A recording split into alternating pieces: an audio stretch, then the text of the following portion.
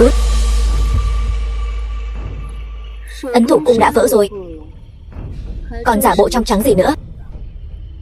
Hay là chúng ta cùng nhau đồng thông cửu thiên, sớm ngày đạt đến đỉnh cao. Đừng có ở đây mê hoặc tâm trí ta.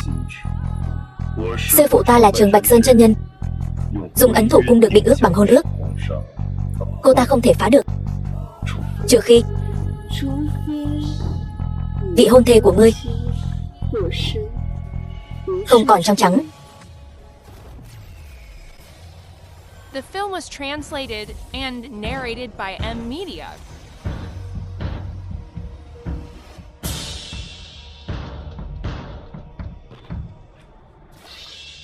Liễu Như Yên. Liễu Như Yên, nhà họ Liễu ở Bân Hải. Ngươi thật to gan, dám tự ý phá thân, vi phạm hôn ước huyết kế do sư phụ ta định ra. Nhà họ Liễu các ngươi chắc chắn sẽ gặp đại kiếp.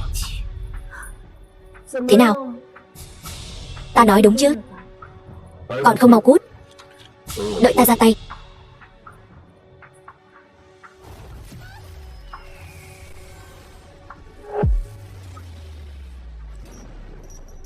Xong rồi, thiên khiển sắp giáng xuống, ta phải đi Bân Hải một chuyến.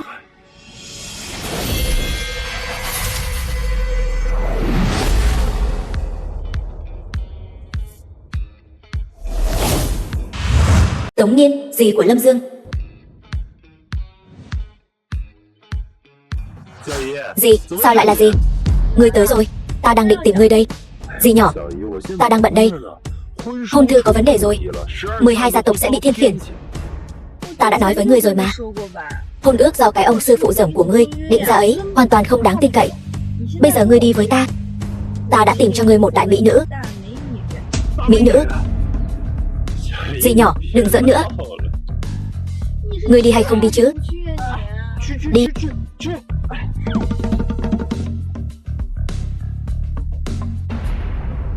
Điện chủ đã xuất sơn, ngươi hãy trân trọng cơ hội này. Trường Vãn Ninh, đại tiểu thư Trương gia. Ngoài ra, tổ chức một buổi tiệc xuất sơn vang danh thiên hạ, để mời hai thành tiếp đón. Ân Mạnh, Liễu Uyển Du, nhị tiểu thư Liễu gia.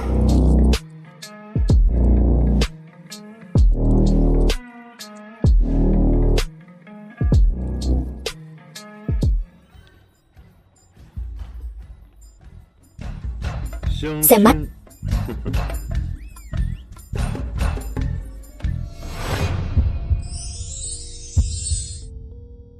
Ôi chao, chắc là cô ấy rồi. Tôi phải nói trước, tôi là người tính tình xấu, nóng nảy. Vừa mới xuống núi, tôi không có việc làm, lương tháng bằng không. Hơn nữa, bác sĩ nói tôi dạ dày yếu, chỉ có thể ăn bám. Cho nên với người như cô, vừa có nhan sắc, vừa có dáng người, tôi khá thực tế. Tôi thích ngắm chân cô này. Giới thiệu bản thân một chút, tôi là Liễu Uyển Du. Thu nhập hàng năm, cổ tức gia tộc khoảng 1 tỷ. 1 tỷ. Với điều kiện này thì xem mắt cái gì chứ? Cho tôi biết chiều cao của cô. 1m72. Cân nặng 53. Số đo 3 vòng. Đây là xem mắt sao? Đây là phỏng vấn. Nhanh lên. 91 63 91.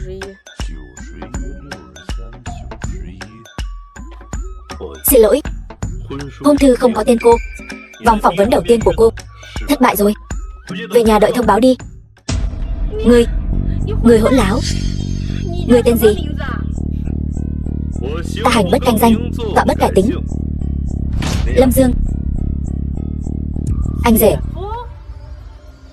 Hỏng rồi. Hạo Kiệt. Liễu Mộ Bạch, gia chủ Liễu gia. Ngươi và con gái ta tình đầu ý hợp.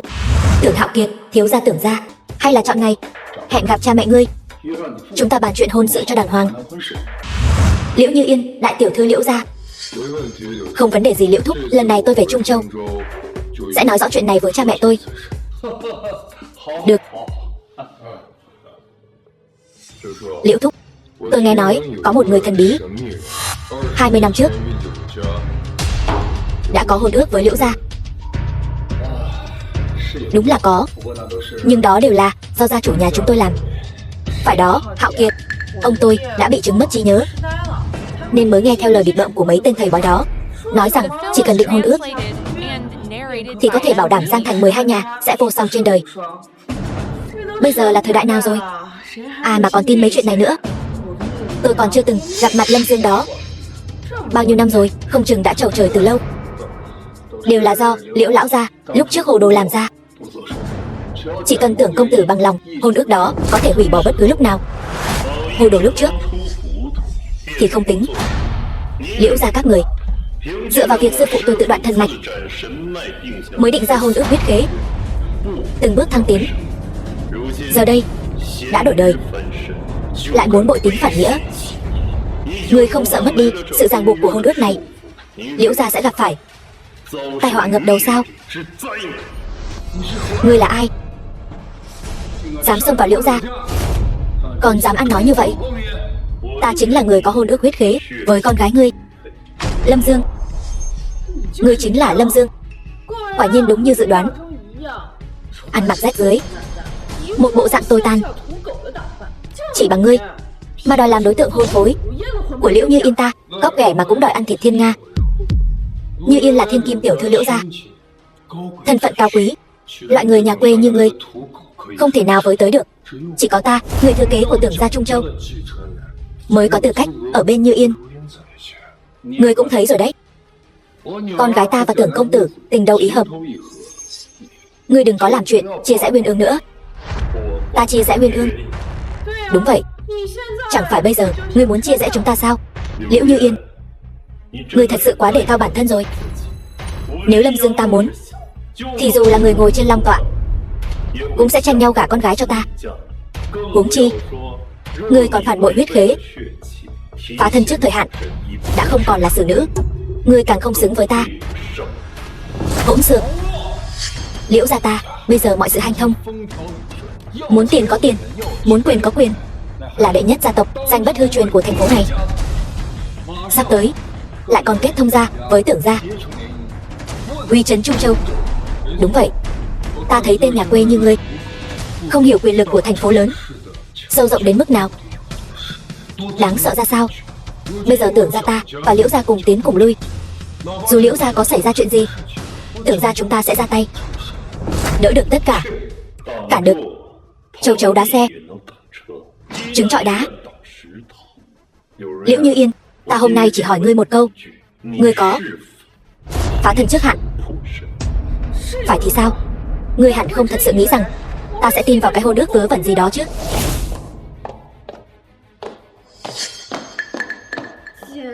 Chị, sao chị có thể như vậy? Không phân biệt đúng sai, không biết ơn, đồ phá gia chi tử, sao lại cùng hắn quay về? Chị, 20 năm nay Liễu gia chúng ta có thể phát đạt là nhờ thầy Lâm Dương tự đoạn thần mạch, định ra huyết khế hôn ước, mới giúp chúng ta mưa thuận gió hòa, tài thế bành trướng. Nếu chúng ta bây giờ hủy hôn, nhất định sẽ bị phản phệ. Hỗn xược, đồ ăn cháo đá bát. Liễu gia ta có được ngày hôm nay là nhờ tự lực cánh sinh. Ba, khuyên ba đừng chấp mê bất ngộ. Ta không gả. Muốn gả thì ngươi gả. Được, ta gả. Ngươi bây giờ hủy hôn, nhất định sẽ bị phản vệ. Ngươi không bảo vệ Liễu gia, ta bảo vệ. Dù sao ngươi cũng là người du học nước ngoài về, sao có thể tin mấy thứ mê tín dị đoan này chứ? Ngươi nói lại lần nữa. Ta nói tỷ không gả, ta gả. Ngươi có phải muốn chọc tức ta không? Người đâu? Bắt nó lại cho ta. Không, bắt cả hai đứa nó lại cho ta. Vâng.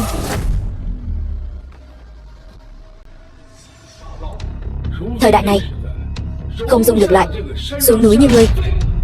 Liễu gia, đây là cách các ngươi đại khách sao? Thật không giấu gì. 3 ngày sau, điện chủ Long Điện xuất sơn, 12 gia tộc Trung Châu tề tụ, vừa hay cùng nhau bàn chuyện từ hôn. Ta thấy các ngươi đã quên lúc trước đã quỳ như thế nào, cầu xin thầy ta định hôn ước. Vân Hải Liễu gia cùng đường bí lối, nhà tan cửa nát, cầu xin Trường Bạch Sơn chân nhân ra tay cứu Liễu gia ta thoát khỏi nước sôi lửa bỏng. Tuyên thành Triệu gia trăm bề hoang tàn, cầu xin Trường Bạch Sơn chân nhân ra tay cứu Triệu gia thoát khỏi nước sôi lửa bỏng, cứu Lý gia ta thoát khỏi nước sôi lửa bỏng, cứu Vương gia ta thoát khỏi nước sôi lửa bỏng.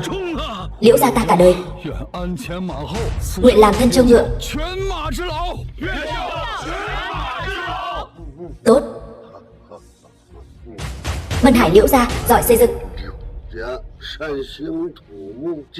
Từ hôm nay trong 12 thành, Liễu gia là chủ xây dựng. Tuyên thành Triệu gia giỏi nghề cá, là báu vật của sông biển. Lâm thành Lý gia giỏi vận chuyển hàng hóa, là chủ hàng hải. Mão thành Vương gia giỏi kinh doanh vàng bạc, làm chủ kinh doanh. Cái giá lập nghiệp của 12 gia tộc là 12 tờ hôn thư này, các người phải giữ đến. Đệ tử ta xuống núi giúp hắn vượt qua thiên kiếp. Nhớ kỹ, nếu sớm thất thân ắt sẽ bị thiên kiếp phản vệ, không ai cứu được. Tuân mệnh. Thiên khiển nhà họ Liễu của ngươi sắp ứng nghiệm, trời làm còn có thể tha, tự làm không thể sống. Anh rể, huynh đừng nóng giận, để tỷ ta suy nghĩ kỹ lại, nói không chừng cô ấy sẽ biết mình đã sai.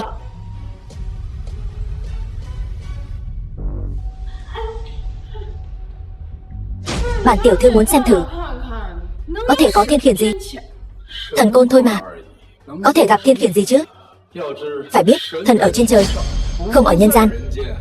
Này nhà họ Liễu ta mưa thuận gió hòa, nếu nói là công lao, vậy cũng là công lao của thần hộ Mạnh Giang Thành.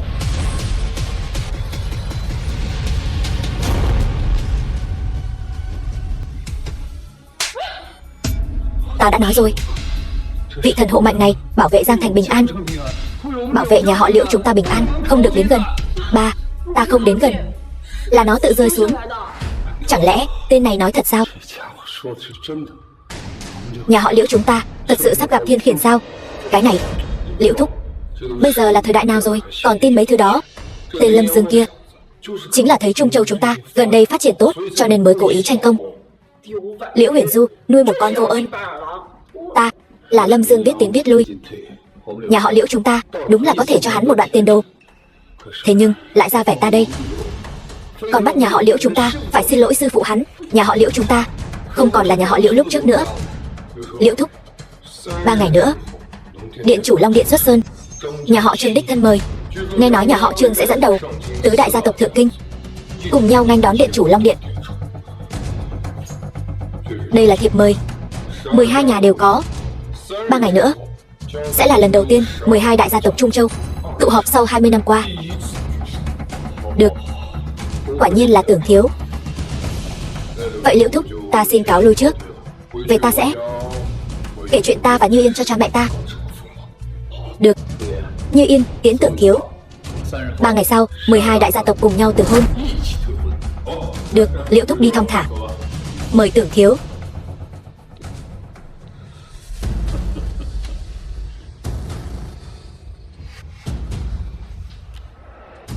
Lão gia, ông làm sao vậy? Ba, cảm thấy tức ngực, khó thở. Tôi dìu ông về nghỉ một chút.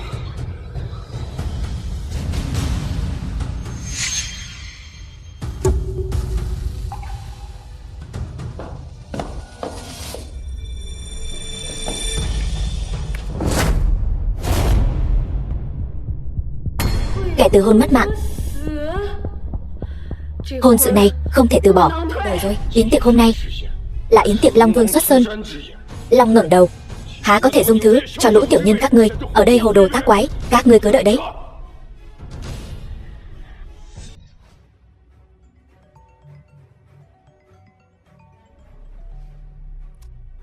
Ba, có người gây rối trong yến tiệc. Tưởng Thiên Hào, gia chủ Tưởng gia Trung Châu, ba mau tới đây, dám gây rối trong yến tiệc, xem ra là không muốn sống nữa rồi. Thu đội. Về khách sạn bán đảo. Điện thoại tôi đã gọi rồi. Ba sẽ tới ngay. Hôm nay không ai cứu được cậu đâu. Còn cả cô nữa, lợi hại lắm. Không biết cha anh là ai? Lâm Dương, quả nhiên là đồ từ trong núi ra. Kẻ vô tri thì không biết sợ là gì. Cha của Tưởng Thiếu tuy không nằm trong thập nhị thành Trung Châu, nhưng những người có mặt ở đây không một ai dám nhìn thẳng vào ông ấy. Không dám nhìn thẳng vào ông ấy. Mặt mũi khó coi lắm sao? To gan. Nếu người biết thân phận thật sự của cha Tưởng Thiếu và địa vị của ông ấy trong yến tiệc hôm nay thì sẽ không nói ra những lời ngu xuẩn như vậy. Vậy sao? Tôi xin rửa tai lắng nghe. Cha của Tưởng Thiếu là Tưởng Thiên Hào, gia chủ Tưởng gia Trung Châu. Trong yến tiệc điện chủ Long Điện xuất sơn hôm nay, cha của Tưởng Thiếu không chỉ là sứ giả của Long Điện, mà còn hầu hạ trước sau cho điện chủ Long Điện. Hầu hạ trước sau? Chẳng phải là làm đầy tớ sao? Lợi hại đến vậy sao? Cái gì? Trên đời này không phải ai cũng có tư cách phục vụ Long Vương. Đúng vậy, kẻ phục vụ sâu bọ là kẻ hạ lưu ti tiện. Kẻ phục vụ Long Vương là kẻ tôn quý vô thượng. Hôm nay Tưởng gia chúng ta chính là kẻ tôn quý vô thượng đó. Tôn quý vô thượng hay lắm. Một tên đàn ông cũng dám nói chuyện quyền thế. Ta nghe nói lần này điện chủ xuất sơn là vì tượng đá của sư phụ ta mà đến. Phá tượng đá tính là cái thá gì?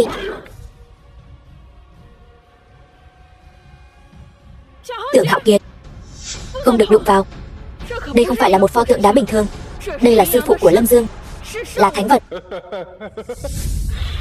Thánh vật? Hai người các ngươi đến giờ vẫn còn ở đó nói nhăng nói cuội. Hôm nay ta sẽ đập nát pho tượng của tên thần côn này, vạch trần bộ mặt giả dối của các ngươi. Tưởng Hạo Kiệt, ngươi chán sống.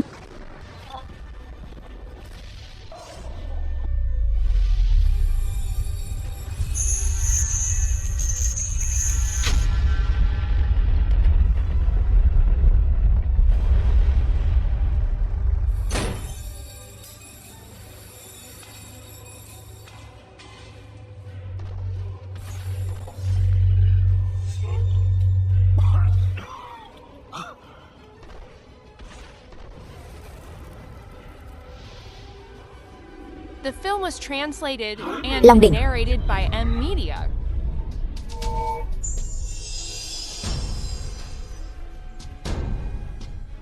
Sư phụ, không ngờ người lại để thần Long Đỉnh ở chỗ này. Xem ra người đã tính toán từ trước 12 gia tộc sẽ tự hôn.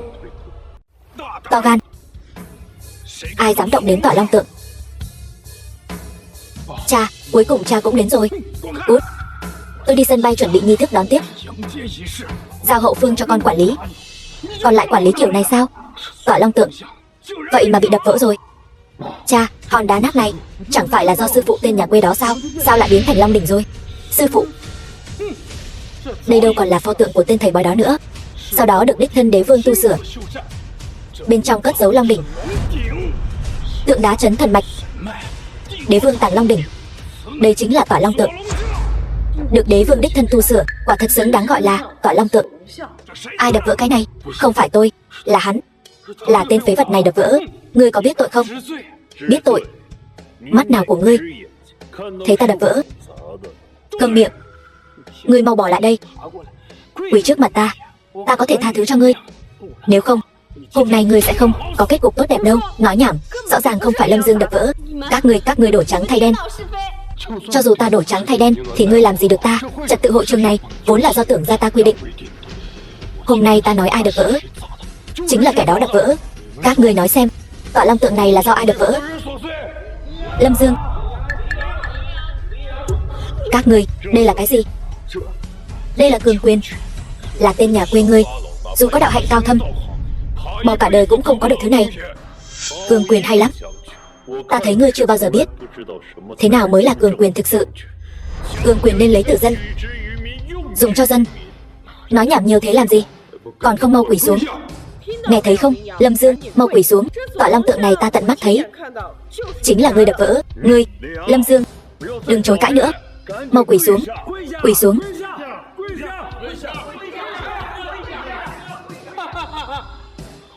Được, không quỳ phải không? Mọi người cùng lên. Đánh gãy chân hắn, lôi hắn lại đây cho ta. Đủ rồi. Tưởng Thiên Hào, Ngươi bất quá chỉ là người được Trương gia ta nuôi dưỡng. Ai cho ngươi lá gan lớn như vậy, dám bất kính với Lâm Dương? Ngươi thật sự cho rằng mình là đại tiểu thư của Trương gia sao? Ta thấy ngươi là nữ nhân, ta không muốn dạy dỗ ngươi. Xem ra ngươi bây giờ chán sống. Vậy hôm nay ta diệt ngươi. Người đâu, bắt lại cho ta. Huyền Giáp Quân đâu?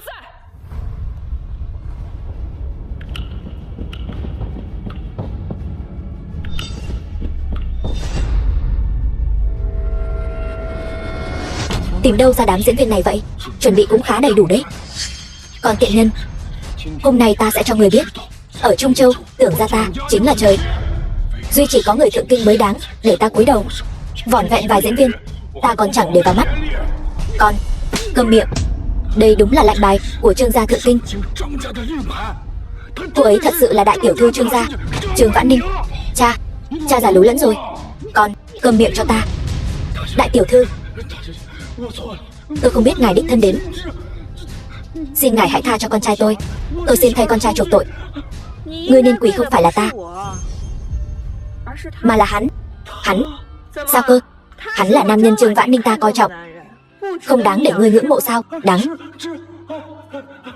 Xin lỗi. Cô gái này thú vị đấy. Ta thích. Trang người. Thì ra ngươi là con trai của Tưởng Thiên Hào. Ta còn tưởng ngươi gọi được ai tới chứ. Hóa ra chỉ là một tên đầy tớ. Ngươi, đừng ngươi nữa. Qua đây. Không qua phải không? Được, vậy ta qua đó. Ngươi muốn làm gì? Ta muốn làm gì? Lát nữa ngươi sẽ biết. Người đâu? Bắt hắn lại cho ta.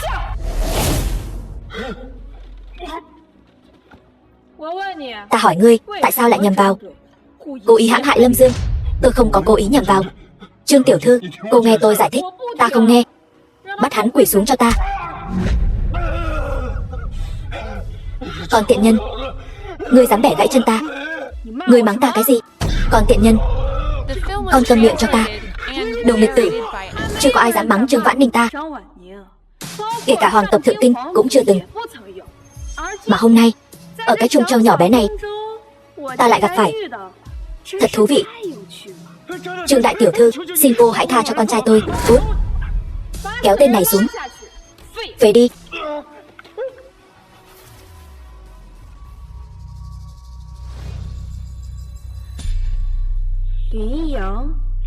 Lâm Dương, Liễu Như Yên hỉ kết lương duyên.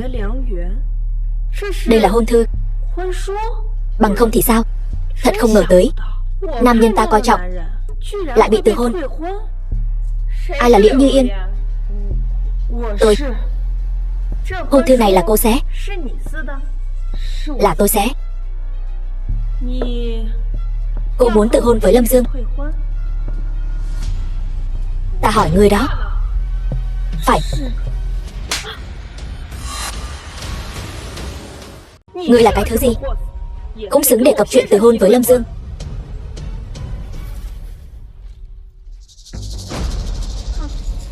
Lý gia Lâm Thành, Triệu gia Tuyên Thành, Vương gia Mão Thành. Được. Các người vậy mà lại xé hôn ước với Lâm tiên sinh. Chúng ta trước đây không biết Lâm Dương và Trương tiểu thư quen biết nhau. Hóa ra hắn là người của Trương đại tiểu thư. Thảo nào có thiên tai nào đâu. Đây là nhân họa. Trương đại tiểu thư, chúng tôi nguyện ý khôi phục hôn ước. Không cần. Lũ ngu xuẩn các ngươi, những kẻ không nhận ra chân long, cả đời chỉ xứng đáng an phận thủ thương, còn không xứng với hôn ước của Lâm tiên sinh.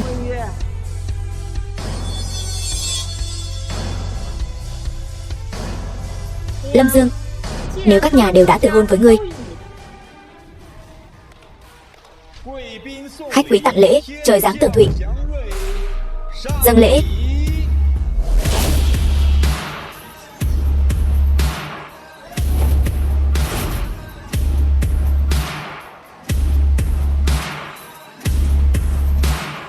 Thay y phục cho Lâm tiên sinh.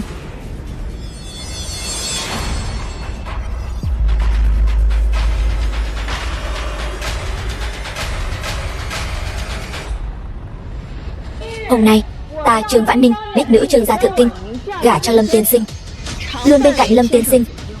Nàng muốn gả cho ta. Đúng, ta gả cho chàng. Ta, với tư cách là đích nữ Trương gia thượng kinh, có gia thế hiển hách, quyền lực tối cao. Chỉ cần chàng bằng lòng cưới ta, chàng có thể bình bộ Thanh Vân, một bước trở thành người đứng trên vạn người ở Long Quốc. Đến lúc đó, những người này chàng có thể tùy ý xử trí. Muốn họ sống thì sống, muốn họ trầu trời thì trầu trời.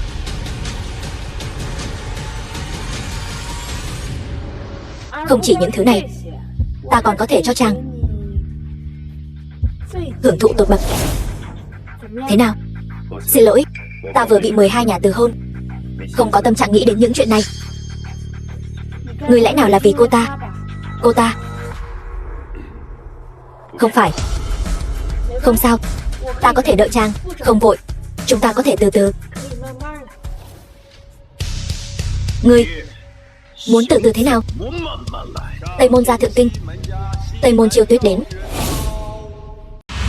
Tây Môn gia thượng kinh, Tây Môn Chiêu Tuyết. Tây Môn gia thượng kinh chính là cái gia tộc ngang hàng với Trương gia thượng kinh đó sao? Trương Vãn Ninh, ta vừa nghe nói cô muốn gả cho hắn. Có thật không? Nói nhảm, đương nhiên là thật. Bản tiểu thư một lời đã nói ra. Tứ mã nan truy. Trương Vãn Ninh, cô là nữ nhân của ta mà. Thật to gan.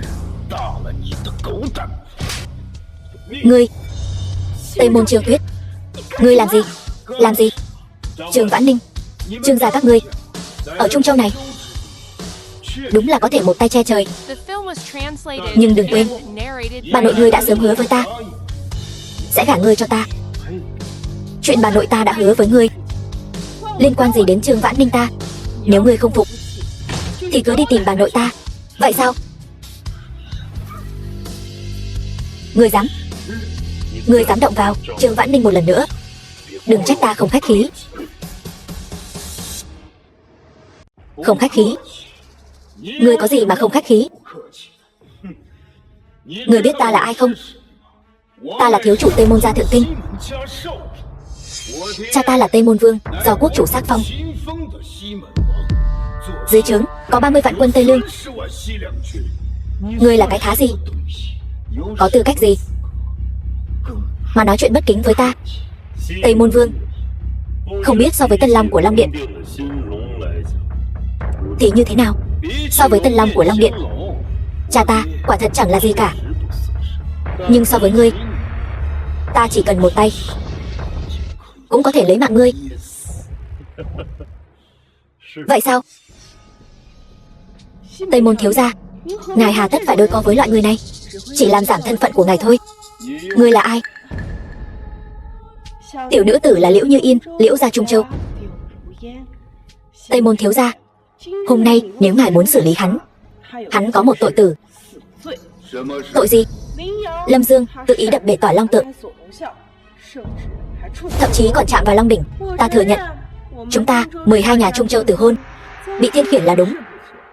Nhưng thiên khiển tuy đáng sợ, nhưng cũng không nghiêm trọng bằng việc hắn phá hủy tỏa long tượng, chạm vào Long đỉnh. Ngươi đập bể, bọn họ nói là ta thì chính là ta. Lâm Dương, chuyện này không thể nói bừa được. Vừa rồi chuyện thạch tượng, rõ ràng là nhà họ Tưởng vu oan cho ngươi. Ngươi căn bản không hề đập bể thạch tượng. Vậy ngươi có chạm vào Long đỉnh không? Long đỉnh này là do ta mà có. Ta không chỉ chạm, ta còn nâng lên nữa. Ngươi còn dám nâng lên? Trương Vãn Ninh, cô nghe thấy chưa? Người đàn ông cô tìm hình như có vấn đề về đầu óc. Hôm nay yến tiệc xuất sơn của Tân Long là để chào đón Tân Long Vương. Long đỉnh này là bảo vật truyền thừa Tiên Long để lại cho Tân Long. Lũ phàm phu tục tử dám tự ý chạm vào, mất mạng. Huống chi là nâng lên. Đúng vậy, Lâm Dương, hôm nay người phá hủy tỏa long tượng đã là tội tử, huống chi người còn dám chạm vào Long đỉnh. Cảm ơn người đã đắc tội với Tân Long của Long Điện. Đợi Tân Long đăng cơ, nhất định sẽ hóa giải thiên khiển cho những người có công như chúng ta. Đúng vậy, thiên khiển tuy đáng sợ, nhưng điện chủ Long Điện nhất định có uy lực nghịch thiên, thay đổi ý trời. Loại thiên khiển này hắn dễ dàng hóa giải được. Thiên khiển còn con, điện chủ búng tay là tan. Ý các ngươi là điện chủ Long Điện sẽ giúp các ngươi hóa giải thiên khiển này? Đương nhiên rồi, hôm nay là ngày điện chủ Long Điện hoán nhiệm. Ngươi nghĩ hắn sẽ để mặc ngươi làm loạn ở đây sao? Tây Môn thiếu gia, xin hãy dẫn đầu 12 thành đòi lại công đạo cho điện chủ Long Điện. Yên tâm, ta Tây Môn Chiêu Tuyết sẽ ra tay. Nghe thấy chưa, Lâm Dương? Có lẽ ngươi tự cho mình là hơn người, nhưng trước quyền thế tuyệt đối, ngươi chỉ là một con kiến hôi. Sao ngươi biết ta chỉ là một con kiến hôi? Ngươi lại lấy gì chứng minh ta không phải chủ nhân của Long đỉnh này? Trương Vãn Ninh, ngươi nghe thấy rồi chứ? Hắn lại dám nói hắn là chủ nhân của Long đỉnh này. Ngươi đây là đẩy Trương gia vào hố lửa đó. Một câu nói đơn giản của hắn như vậy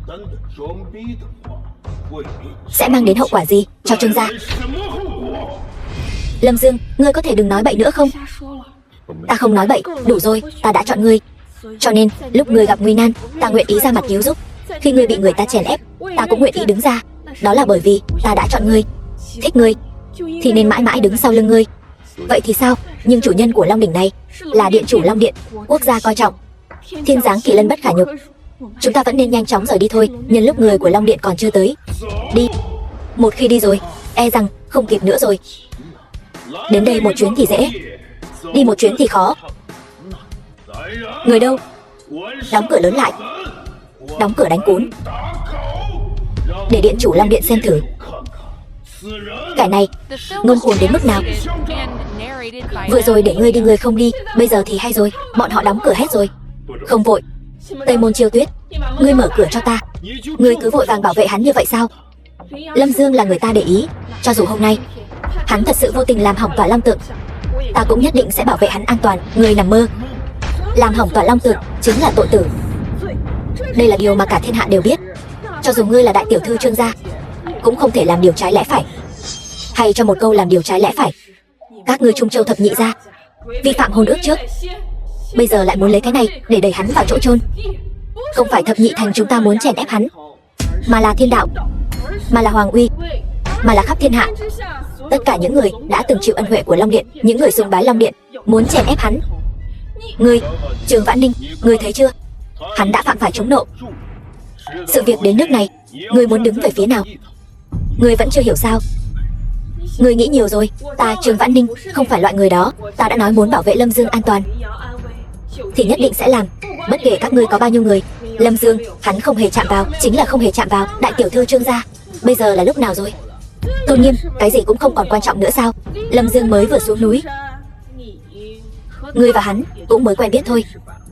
Thật sự muốn vì một đoạn tình duyên thoáng qua mà hủy hoại cả Trương gia sao? Ta cho ngươi cơ hội cuối cùng. Bây giờ lập tức đoạn tuyệt quan hệ với hắn. Đợi lát nữa điện chủ Long Điện đến, ta còn có thể nói giúp ngươi.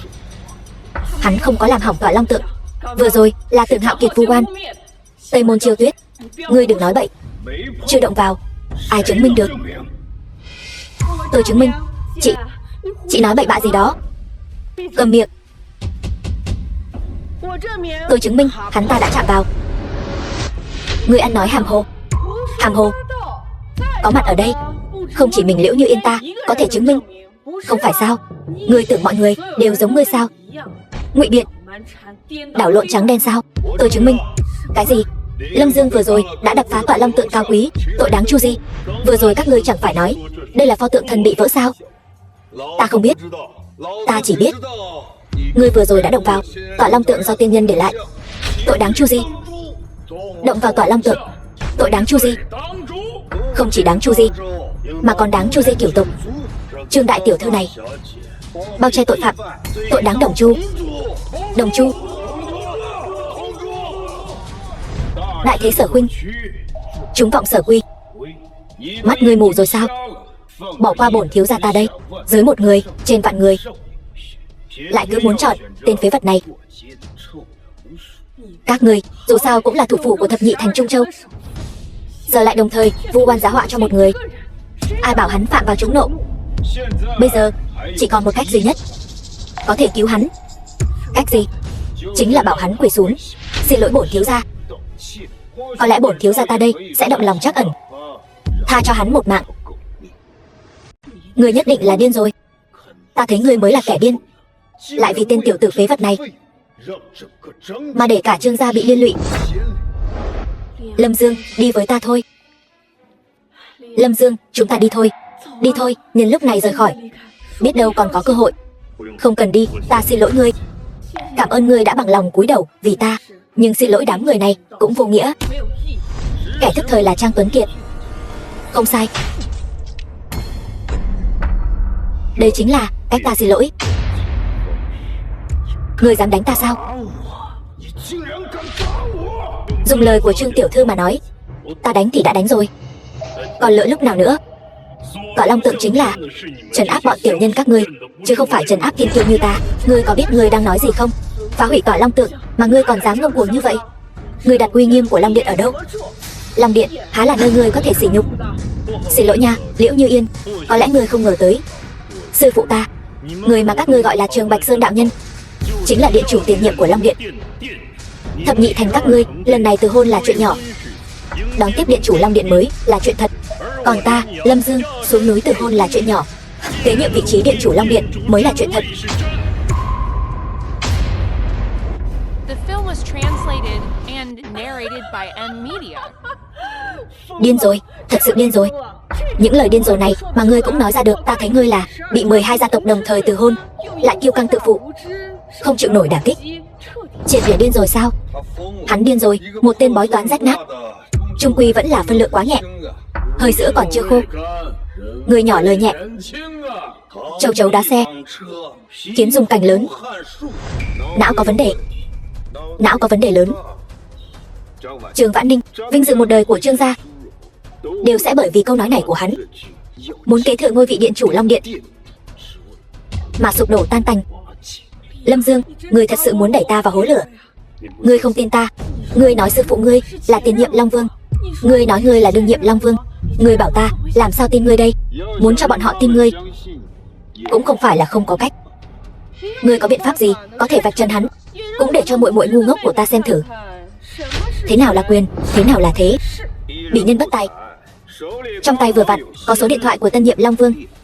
Lâm Dương, ngươi nói ngươi là tân nhiệm Long Vương, ta gọi cuộc điện thoại liền biết là thật hay giả. Đây chính là thực lực của Tây Môn gia thượng kinh sao? Tân Long Vương còn chưa lộ diện, hắn đã có số điện thoại riêng của Tân Long Vương. Tây Môn gia quả không hổ danh là rồng của thượng kinh. Triệu gia ta bái phục, Vương gia ta cũng bái phục.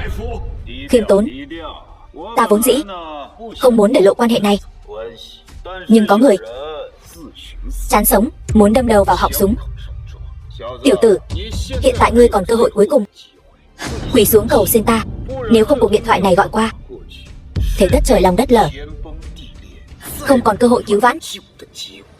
Ngươi muốn gọi thì gọi, đâu ra lắm lời vô ích như vậy. Có điều ta muốn nhắc nhở ngươi một câu. Ngươi, Tây Môn Chiêu Tuyết, cuộc điện thoại này nếu gọi ra ngoài, rất có thể Tây Môn ra sau lưng ngươi liền diệt vong. Đến lúc đó đừng trách ta không nhắc nhở ngươi. Ngươi nói cái gì? Tây Môn gia ta sẽ long trời lở đất. Ngươi nói đủ kiểu gì vậy? Tây Môn gia ta thế nhưng là thế gia đỉnh cấp của thượng kinh. Ngươi thật sự cho rằng ngươi là tân nhiệm Long Vương của Long Điện sao? Lâm Dương, chúng ta cứ đến đây thôi, đừng cứng miệng nữa. Cứ tiếp tục như vậy, ngươi chịu thiệt chỉ có chúng ta. Không sao, ta sẽ ra tay. Ngươi sẽ ra tay? Ngươi lấy gì ra tay? Ngươi không xem ngươi là cái thá gì sao? Ngay cả một con sâu cái kiến cũng không bằng mà thôi. Ta niệm tình ngươi là người của Tây Môn thế gia, đã cho ngươi rất nhiều cơ hội, còn ngươi xem như gió thoảng bên tai, lần nữa chán sống. Ngươi có biết hành vi như vậy của ngươi rất có thể cho Tây Môn ra sau lưng ngươi mang đến tai họa diệt tộc. Ngươi thật to gan, dám nguyền rủa Tây Môn ra chúng ta. Đủ rồi, lui xuống. Ngươi thật ngốc nghếch, mạo danh Tân Long, dám cả gan trước mặt ta, Tây Môn Chiêu Tuyết, nói Tây Môn gia ta sắp gặp đại họa diệt môn. Ngươi có biết hay không, bây giờ dù là Trương gia cũng tuyệt đối không cứu được ngươi. Tây Môn thiếu gia, không phải như vậy. Lâm Dương không hề động đến Tọa Long tượng. Tây Môn thiếu gia, đừng phí lời với loại người này, mau bẩm báo với điện chủ Long Điện, có kẻ ở đây mạo danh ngài ấy. Đúng vậy, chúng ta ủng hộ tân điện chủ. Tân điện chủ mới có thể giúp chúng ta phá giải thiên khiển. Ủng hộ điện chủ. Tất cả im miệng cho ta. Ai còn dám đối phó với Lâm Dương, Trương gia ta sau này nhất định sẽ thanh toán với các ngươi, thanh toán từng tên một. Chư vị đừng hoảng, Tây Môn gia ta sẽ bảo đảm an toàn cho chư vị. Huống chi Tây Môn gia ta đằng sau chính là Long Điện. Trương gia dù mạnh, làm sao mạnh hơn Long Điện được? Đúng vậy, Trương gia dù mạnh cũng tuyệt đối không thể mạnh hơn Long Điện. Hôm nay chúng ta, các đại thế gia, vì uy nghiêm của Long Điện, xin nói ra sự thật, đứng ra làm chứng. Đối với Long Điện, chúng ta đều là những hộ đạo giả hết lòng trung thành. Ta, Liễu Như Yên, tin rằng Long Điện nhất định sẽ làm chủ cho chúng ta. Vị tân long sắc đăng cơ kia nhất định sẽ cho chúng ta một kết quả công bằng. Đúng vậy, Liễu gia ta cũng tin tưởng Long Điện sẽ làm chủ cho chúng ta. Lý gia chúng ta cũng kiên quyết tin tưởng. Triệu gia ta, còn có Vương gia ta, Trương gia ta, Trung gia ta, Giang gia ta, Bằng gia ta, Cố gia ta. Hay cho một câu hết lòng trung thành. Các người, các đại thế gia muốn làm cuốn của Long Điện đến vậy sao? Chẳng phải là vì nghĩ rằng Long Điện có thể cứu các ngươi khỏi vũng lầy nước sôi lửa bỏng hay sao? Rất tiếc, ta phải nói cho các ngươi biết, Long Điện không cứu được các ngươi đâu. Vị tân long kia cũng chẳng coi trọng các ngươi. Tây Môn Chiêu Tuyết, ngươi không phải muốn gọi điện cho vị tân long kia sao? Mau gọi đi, đừng có lề mề nữa. Được, được lắm. Ngươi đúng là chán sống.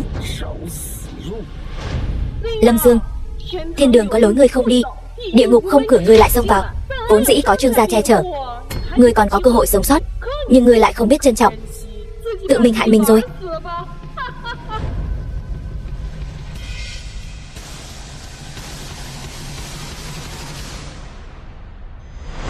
Số đẹp đấy chứ, 138 đuôi 8888. Ý nghĩa cũng hay, thăng quan phát tài. Chỉ tiếc là đại thế đã mất rồi. Các ngươi đã nghĩ ra cách ra đi cho mình chưa? Tây Môn thiếu gia, chuyện này là sao? Sao số điện thoại này lại là của ngươi? Chẳng phải đã rõ ràng rồi sao? Lần này ta xuống núi chính là để kế nhiệm chức điện chủ Long Điện. Không thể nào. Liễu Như Yên, còn có 12 gia tộc Trung Châu các ngươi. Bây giờ các ngươi biết lúc trước sư phụ ta đã ban cho các ngươi ân huệ lớn đến nhường nào rồi chứ? Điều này không thể nào, ta đã biết. Là ngươi. Tiệc đón tiếp Long Điện lần này là do Trương gia các ngươi tổ chức. Trương Vãn Ninh, ngươi được lắm. Vậy mà dám tự ý thay đổi số điện thoại của Long Điện. Ta không có. Lâm Dương, điện thoại của điện chủ sao lại ở trong tay ngươi? Liệu chiếc điện thoại này có phải là của Lâm Dương không? Thông minh đấy, đây chính là điện thoại của ta. Trương Vãn Ninh, ngươi thật chán sống. Ngươi dám đổi số điện thoại của điện chủ thành số của tên nhà quê này. Ngươi xong đời rồi, Trương gia cũng sắp gặp đại họa. Mau, mời vị Long Tước chiến thần đang tọa trấn Ngân Long Yến đến đây. Hôm nay ta muốn đổi gian phu này hối hận cả đời. Lâm Dương, chiếc điện thoại này thật sự là của ngươi sao? Vậy thân phận của ngươi, ta chính là vị Tân Long, giao kề cổ rồi mà còn ở đây giả vờ giả vịt. Đợi Long Tước chiến thần đến, ta xem ngươi trầu trời như thế nào. Long Tước chiến thần đến. Long Tước chiến thần.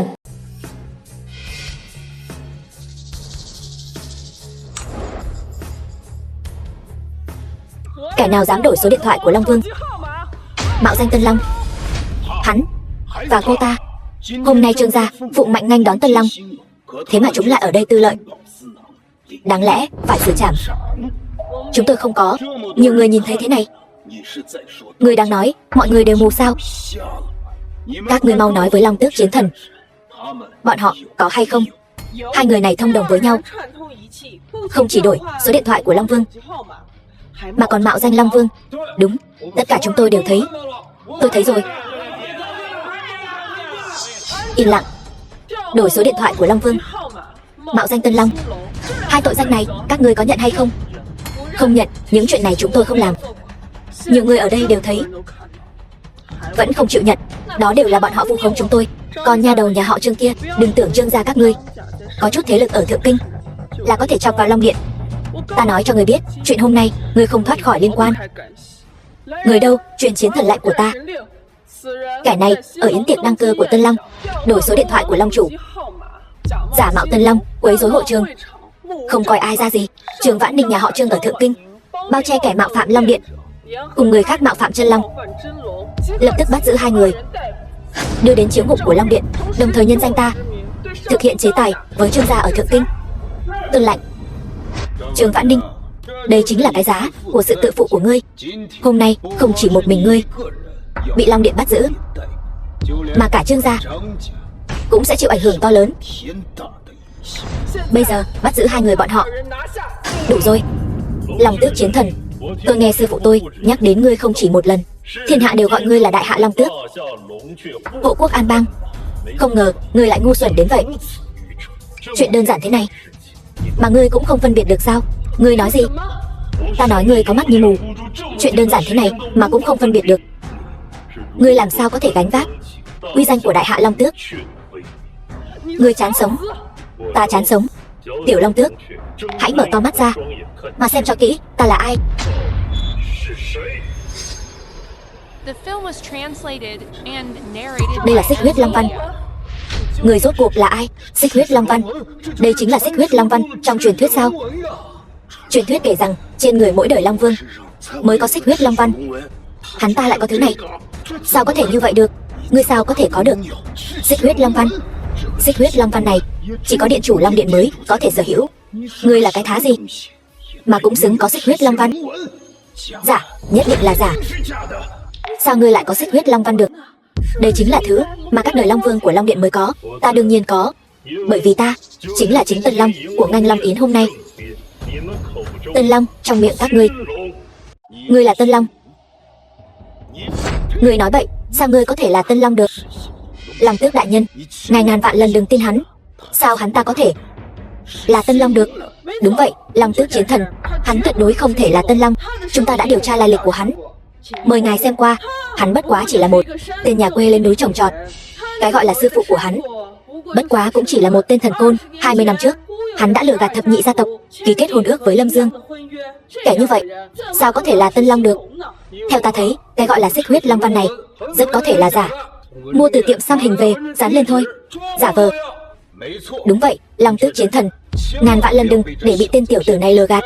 Trong đầu tiểu tử này toàn quỷ kế, chỉ giỏi lừa bịp. Đúng, điều này tôi có thể làm chứng. Tiểu tử này còn nói thập nhị gia tộc chung cho chúng tôi từ hôn hắn sẽ bị trời phạt, sẽ nhà tan cửa nát. Trên đời này làm gì có trời phạt? Rõ ràng là hắn cấu kết với Trương gia, bày ra một cái bẫy. Đúng vậy, từng câu nói từ miệng tên tiểu tử này đều không đáng tin. Kính xin Long Tước đại nhân minh xét. Xuất thân như vậy quả thật không giống chân Long. Ta chỉ nhắc nhở ngươi một lần, bất kính Long Điện đánh giá Tân Long tuy là trọng tội, nhưng đợi sau khi Tân Long đăng cơ, có lẽ có thể được đại xá thiên hạ mà thoát tội. Nhưng giả mạo Tân Long là tội đại nghịch chu di tam tộc. Không chỉ riêng ngươi, mà ngay cả nhà họ Trương bao che cho ngươi, đến lúc đó cũng sẽ bị liên lụy. Lâm Dương, anh đừng manh động nữa. Cho dù anh bị tống vào ngục Long Điện, ta cũng có cách cứu anh. Nhưng nếu anh giả mạo Tân Long, đây là tội tử. Đến lúc đó nhà họ Trương chúng ta cũng không cứu được anh đâu. Cảm tạ hảo ý của Trương tiểu thư, nhưng những gì Dương mẫu nói đều là sự thật. Tân Long trong miệng các ngươi chính là ta, Trường Vãn Ninh. Đây chính là tên mặt trắng, ngươi để mắt tới sao? Thật ngu xuẩn như heo. Ngươi trăm phương ngàn kế muốn cứu hắn, nhưng hắn lại chẳng mảy may quan tâm. Long Tước chiến thần, Tây Môn gia Thượng Kinh, kính xin Long Tước chiến thần chu diệt tên gian tặc này. Liễu gia Mân Hải, kính xin Long Tước chiến thần chu diệt tên gian tặc này. Lý gia Lâm Thành, kính xin Long Tước chiến thần chu diệt tên gian tặc này. Triệu gia Tuyên Thành, kính xin Long Tước chiến thần chu diệt tên gian tặc này. Vương gia Mão Thành, kính xin Long Tước chiến thần chu diệt tên gian tặc này. Cố gia Thiên Thành, Hồ gia Dần Thành, còn cả Sở gia chúng ta, kính xin Long Tước chiến thần chu diệt tên gian tặc này. Lâm Dương, ngươi mau cúi đầu đi. Cứ tiếp tục thế này, ta thật sự không cứu được ngươi nữa đâu. Ngươi đã chọn Lâm Dương rồi thì nên tin tưởng hắn. Ta cũng muốn tin hắn, chỉ là ngươi đừng ngoan cố nữa. Hôm nay ngươi không cứu được hắn đâu. Long Tước chiến thần, ta còn một chuyện chưa nói với ngươi. Tên tiểu tử này lại dám đập vỡ tỏa long tượng, chạm vào long đỉnh. Đây chính là tội tày trời. Cái gì? Ngươi có biết long đỉnh chỉ có tân long mới được chạm vào, bên trong ẩn chứa chính là long mạch, là khí vận của cả một quốc gia. Hắn quả thật đã chạm vào long đỉnh, chúng ta đều có thể làm chứng. Long tước chiến thần, mau bắt hắn lại. Thật to gan, ngươi dám cả gan đụng vào long đỉnh, thật đặc sắc. Đường đường là hộ pháp chiến thần của long điện, lại ngu xuẩn đến thế, bị người ta đùa bỡn trong lòng bàn tay. Ngu xuẩn đến vậy, người rốt cuộc làm sao mà trở thành hộ pháp chiến thần của long điện được? Cầm miệng, ta không biết ngươi lấy từ đâu ra xích huyết long văn giả, nhưng ta nói cho ngươi biết, long điện không thể bị sỉ nhục. Tên này mạo danh tân long, bất kính với chiến thần. Người đâu, bắt hắn lại. Lũ vô dụng có mắt như mù. Bây giờ ta sẽ cho các ngươi thấy ta rốt cuộc là ai. Hôm nay ta đứng ở đây, các ngươi chẳng qua chỉ muốn đè đầu cưỡi cổ ta, chà đạp lên ta. Tưởng Hạo Kiệt ngu dốt, tự ý phá hủy tỏa long tượng. Còn các ngươi lại chỉ hưu nói ngựa, đảo ngược thị phi, gán cho ta tội danh vô căn cứ này, đổ tội lên đầu ta, phá hoại tỏa long tượng, làm hỏng thần long đỉnh. Ta, Lâm Dương, không quan tâm. Hôm nay ta sẽ cho các ngươi thấy rõ ai mới là chủ nhân của thần long đỉnh này.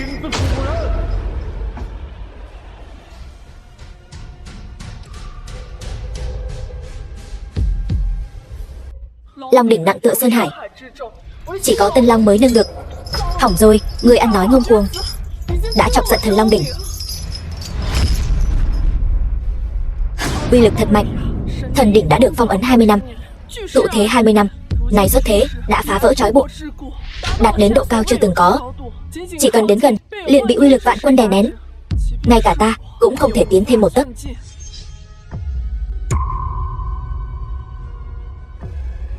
Hắn lại có thể chống đỡ uy lực mạnh mẽ của long đỉnh mà tiến lên. Chẳng lẽ ta thật sự nhận nhầm ngươi?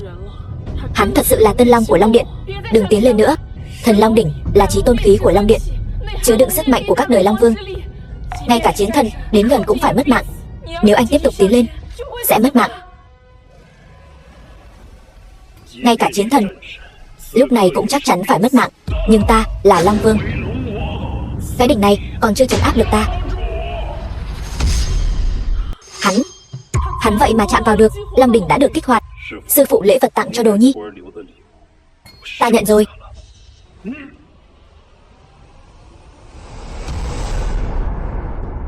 Phá cho ta. Long đỉnh phong thiện, 3 tiếng tiễn biệt tự chủ. Thần long đỉnh đang giải trừ ràng buộc với tiên long, sau đó nhận chủ với tân long. Hắn thật sự là tân long đời này. Hắn nhất định không thể thoát ra được sợi tỏa long liên thứ 3.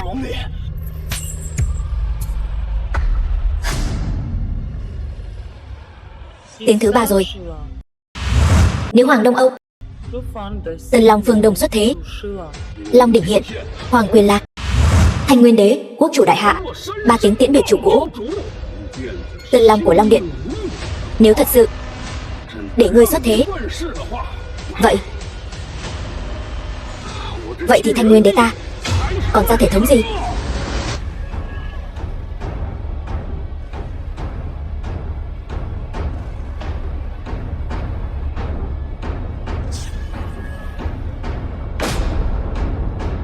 Hắn vậy mà thật sự nâng được long đỉnh, cắt được 3 đoạn long tỏa. Long đỉnh nhận chủ, tân long của chúng ta xuất thế rồi. Long tước tội đáng xử trảm, bái kiến chân long.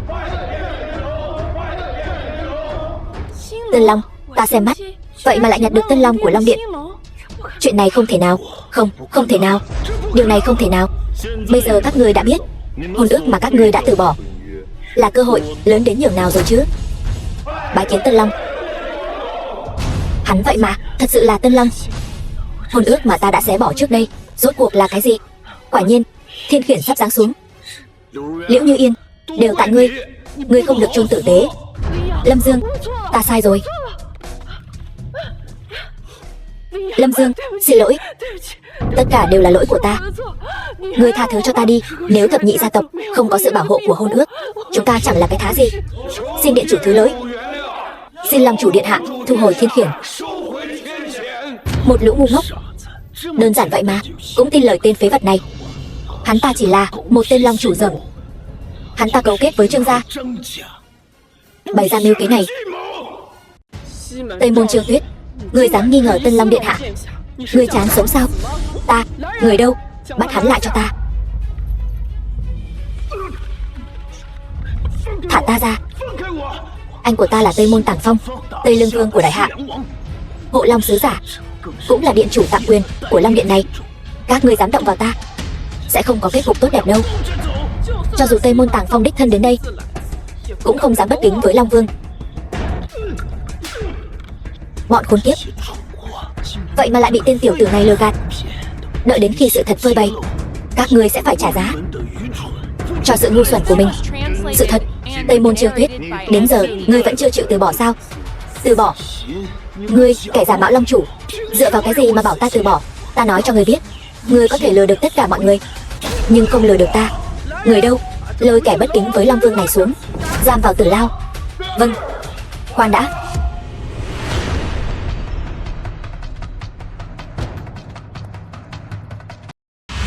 Tây Môn Tàng Phong, khoan đã. Đừng manh động.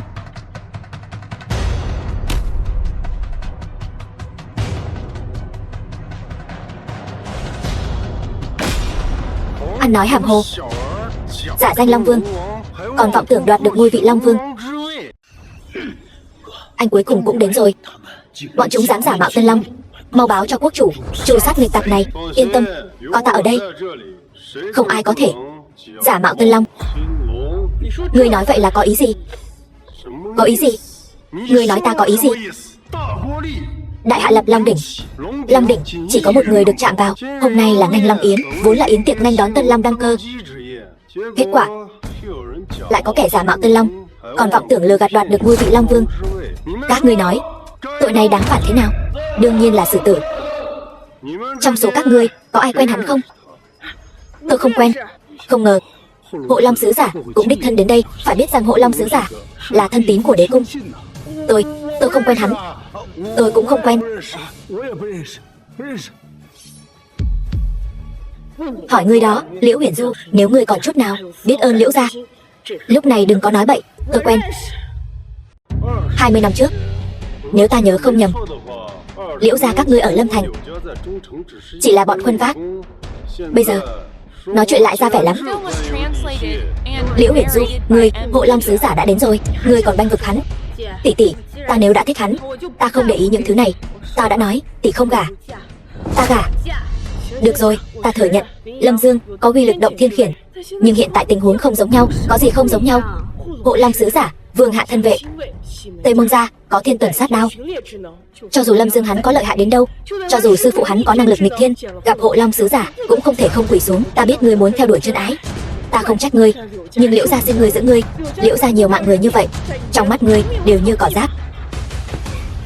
Hộ Long sứ giả, tiểu nữ không hiểu chuyện, cầu xin ngài. Cha. Đến lượt ngươi. Cái gì? Ngươi có quen hắn không?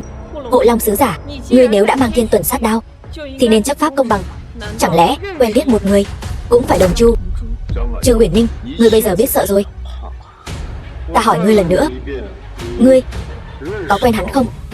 Hộ Long sứ giả, ta thừa nhận thân phận của ngươi cao quý, nhưng Long quốc rộng lớn, không phải nơi không có luật pháp. Ngươi bây giờ rõ ràng là đang công báo tư thù. Ta hỏi ngươi lần cuối cùng, Trường Vãn Ninh, ngươi và Lâm Dương đều không quen biết. Chẳng lẽ ngươi thật muốn vì hắn mà đánh đổi cả tính mạng của mình? Quen, có bản lĩnh thì lấy mạng ta đi.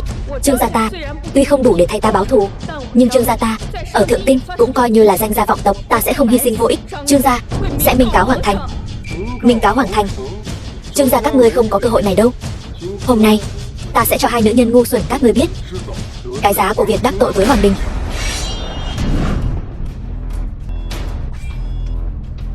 To gan. Thiên tử ban kiếm, ngươi cũng dám chạm vào? Thiên tử ban kiếm. Thanh kiếm này tên là Hộ Long sao? Thấy thanh kiếm này như thấy thánh chủ. Nếu ta nhớ không lầm, thanh kiếm này trước đây không gọi là Hộ Long. Sao ngươi biết? 20 năm trước, nó bất quá chỉ là một thanh kiếm bình thường. Đó là bởi vì sư phụ ta cầm nó từng chém ra một kiếm bảo vệ chân long. Cho nên, nó mới có tên là Hộ Long.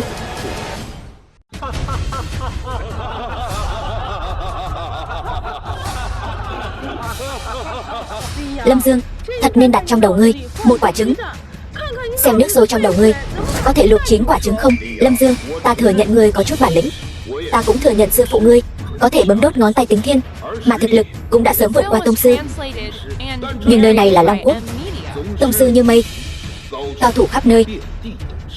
Sư phụ ngươi cũng chỉ là đồ bỏ đi mà thôi. Ngươi nói cái gì? Ta nói, sư phụ ngươi cũng chỉ là hạng lợi hại, đồ bỏ đi. Lâm Dương, ngươi thật to gan. Ca, tên này sỉ nhục quốc uy, tuyệt đối không thể tha cho hắn. Yên tâm, trong phạm vi quản hạt của ta, không ai có thể sỉ nhục Hộ Long kiếm, càng không ai có thể sỉ nhục quốc chủ. Nếu ngươi đã nói sư phụ ngươi từng nhờ thanh kiếm này cứu Long chủ một lần, vậy hôm nay ta muốn thử xem ngươi rốt cuộc có thực lực bảo vệ quốc bảo hay không. Lâm Dương, làm ra vẻ ta đây rồi. Lần này cái đuôi cáo của ngươi cuối cùng cũng bị chặt đứt rồi. Hộ Long sứ, ngươi đừng hù dọa hắn nữa. Ngài là Hộ Long sứ tôn quý, đâu phải thứ hắn có thể chạm vào. Đừng, thử thì được, nhưng uy danh của sư phụ ta, ngươi không có tư cách thử. Lâm Dương, còn uy danh của sư phụ ngươi trước mặt Hộ Long sứ, sư phụ ngươi chẳng là cái thá gì cả. Sư phụ ngươi có thể có uy danh gì chứ? Đúng vậy, đừng nói là đạo sĩ Trường Bạch Sơn, cho dù là chân long trên Trường Bạch Sơn xuống đây cũng phải cúi đầu. Một tên đạo sĩ nhảm nhí sao có thể so sánh với Hộ Long sứ? Thực lực chênh lệch quá lớn, hoàn toàn không đáng xem. Lâm Dương, ngươi còn không quỳ xuống nhận lỗi, còn muốn giả vờ đến khi nào? Ta thấy hắn là muốn đợi đến khi huynh ta đào sư phụ hắn lên, phơi thây hoang dã. Thì ra ngươi là đồ đệ của tên đạo sĩ Trường Bạch Sơn đó. Hộ Long sứ, ngài đã từng nghe qua tên của đạo sĩ đó chưa? Như Yên, Hộ Long sứ là thân phận gì? Sao có thể nghe qua tên của một tên đạo sĩ rách nát? Ta quả thực có nghe qua tên của đạo sĩ trên Trường Bạch Sơn đó. Nếu đã nghe qua uy danh của sư phụ ta, vậy ngươi nên dừng bước, lui về Ba Xá. Lâm Dương, ngươi đừng nói là ngươi tưởng tin đồn là thật đấy nhé. Tin đồn gì? Tương truyền 20 năm trước, trên Trường Bạch Sơn rơi xuống một con rồng. Rồng nằm dài ngàn dặm, vuốt rồng vung lên chính là khe nứt lớn, vuốt rồng đập xuống chính là hố trời, mà xung quanh Trường Bạch Sơn trở thành vùng đất không người. Còn có chuyện như vậy sao? Vậy sau đó được giải quyết thế nào? Trong truyền thuyết có một lão đạo sĩ mặc áo xanh, đêm đi trên tuyết trắng, một người một kiếm khai thiên, chém đứt long mạch. Còn có chuyện như vậy sao? Đúng vậy, còn có chuyện như vậy sao? Khi đó Long Quốc sắp diệt vong, là lão đạo sĩ kia chỉ định Thanh đế, quốc chủ hiện nay, phò tá Thanh đế đăng cơ, mới có được uy danh như ngày nay. Không thể nào, đương nhiên là không thể. Đây là loại truyền thuyết ven đường nào chứ? Long Quốc có thể phát triển đến ngày nay hoàn toàn nhờ vào sự khổ công kinh doanh của Hoàng Thành. Đệ đệ nói đúng. Lâm Dương, chuyện vớ vẩn này mà ngươi cũng tin sao? Ngươi còn không bằng nói thẳng sư phụ ngươi là lão thần tiên. Ta không chiếm một chút công lao nào của sư phụ ta, ta cũng sẽ không để sư phụ ta cả đời vinh nhục bị chôn vùi. Nếu ngươi chán sống, vậy ta sẽ thành toàn cho ngươi. Hôm nay ta cho ngươi cơ hội này, một chiêu. Nếu ngươi đỡ được một chiêu của ta, ta sẽ thừa nhận lão già sư phụ ngươi kia có nửa điểm công lao trên đại sảnh này. Nếu ngươi thua, quỳ xuống xin lỗi sư phụ ta. Lâm Dương, ngươi nói bậy bạ gì vậy? Ngươi dám bảo Hộ Long sứ quỳ xuống sao? Điên rồi, thật sự điên rồi. Nếu không dám thì ra cửa. Sẽ phải. Được, ta đáp ứng ngươi. Nếu ta thắng thì sao? Ngươi không thể thắng được. Nếu ta thắng, ta sẽ treo đầu lâu của ngươi trên cổng thành, cảnh cáo hậu thế. Ngươi đây không phải là đang ức hiếp người sao? Ngươi thân là Hộ Long sứ, ra trận đánh địch, xông pha trận mạc vốn là trách nhiệm của ngươi. Ngươi so tài với Lâm Dương, điều này hoàn toàn là đang ức hiếp hắn. Lâm Dương, đừng nói là một chiêu. Bất kỳ lĩnh vực nào, bất kỳ thứ gì Lâm Dương hắn có thể lấy ra được, chỉ cần chứng minh lão đạo sĩ sư phụ hắn không phải là thứ ở dưới rãnh nước. Ta, Hộ Long sứ, thay trời tuần tra, tự nhiên phải lấy quốc uy làm trọng. Ta nguyện ý thử với ngươi, vậy thì chơi với ngươi một chút. Lâm Dương, anh, không sao đâu. Lâm Dương, anh có phải điên rồi không? Cho dù anh có sức mạnh nâng đỉnh, nhưng cũng chỉ là sức mạnh thô kệch. Hắn ta thường ngày xông pha trận mạc, chỉ bằng ánh mắt cũng có thể dọa một con ngựa. Anh lấy gì ra mà chơi với hắn ta? Cô thật sự nên học hỏi Liễu Uyển Du. Cái gì? Nàng ấy rất tin tưởng ta. Dáng vẻ như cô thế này, sau này làm sao sống chung với nhau được? Lâm Dương, anh đang nói bậy bạ gì vậy? Anh muốn ba người chúng ta sống cùng nhau sao? Ta cho ngươi cơ hội. Cúi đầu cuối cùng, quỳ xuống. Xin lỗi, ta sẽ miễn cho ngươi tội khinh nhờn hoàng uy, nhưng ta không thể miễn cho ngươi tội coi thường công huân của sư phụ ta. Cuồng vọng. Hồi sinh đoạn kiếm. Hồi sinh đoạn kiếm. Hộ Long Sứ, tông sư chi thượng. Tông sư chi thượng chính là đại tông sư. Toàn bộ Long Quốc, đại tông sư chưa tới 4 người. Không ngờ Hộ Long Sứ lại là tông sư của Trung Châu Tưởng gia, Nguyện Thần Phục. Tây Môn gia, Trung Châu Lý gia, Nguyện Thần Phục. Trung Châu Liễu gia, Nguyện Thần Phục. Trung Châu Triệu gia, Nguyện Ý Thần Phục. Mão Thành Vương gia, thần phục. Các ngươi, lũ cỏ đầu tường các ngươi, thấy gió đổi chiều. Ngươi ngậm miệng lại đi.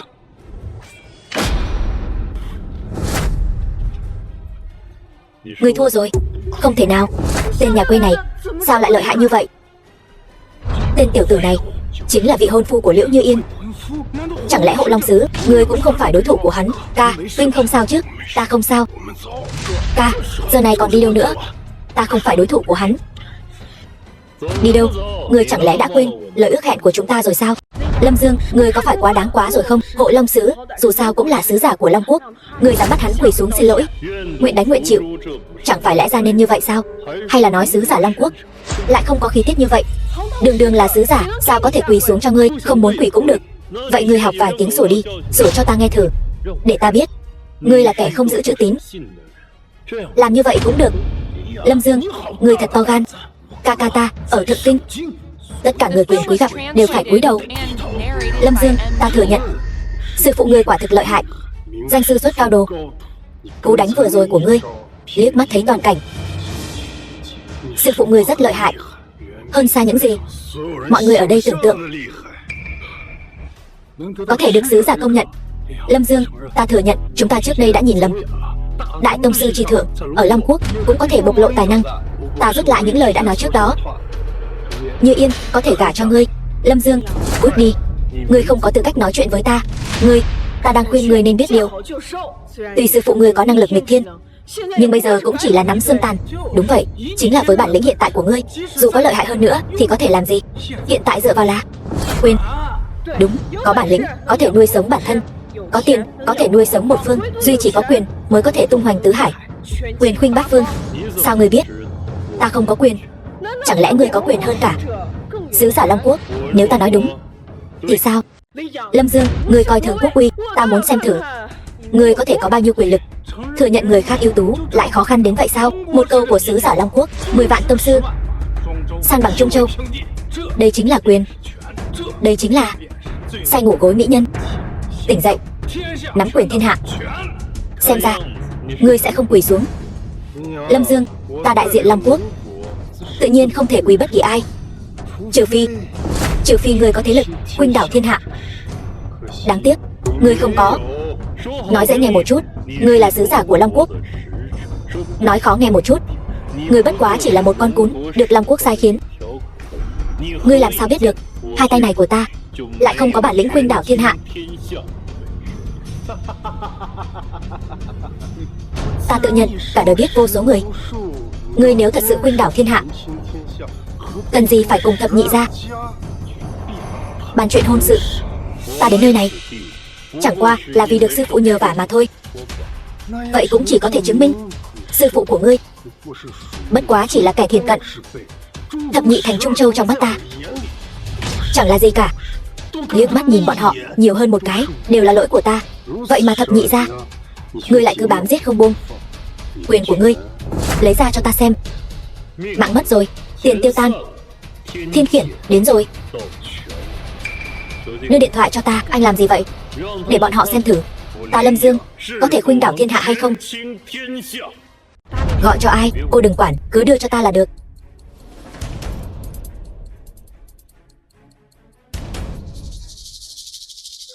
Alo, dì nhỏ. The Đúng. film was translated Ta là Lâm Dương đây. and narrated by M Media. Điện thoại của ta hết pin rồi mà.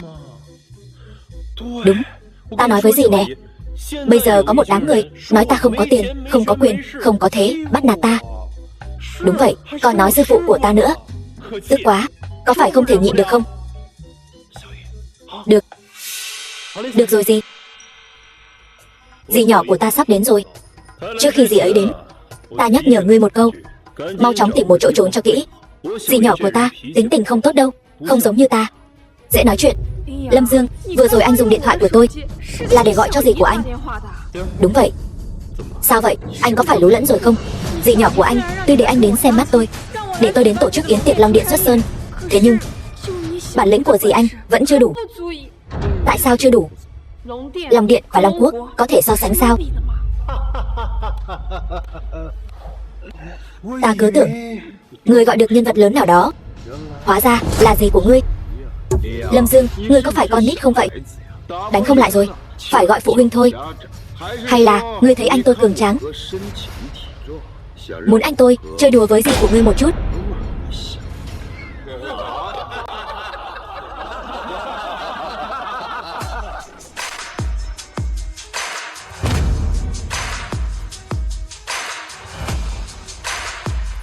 Vậy sao?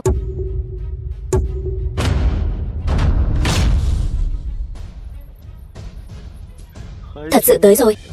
Lâm Dương, người khác đều tặng vợ, anh thì khác, anh lại tặng gì của anh? Dáng người không tệ nha. Lâm Dương, không ngờ anh còn có một người gì như vậy. Theo logic của Thượng Kinh, càng có tiền có thế, càng được bảo dưỡng tốt. Lâm Dương, người gì của cậu mà có được nhan sắc này? Không đơn giản đâu.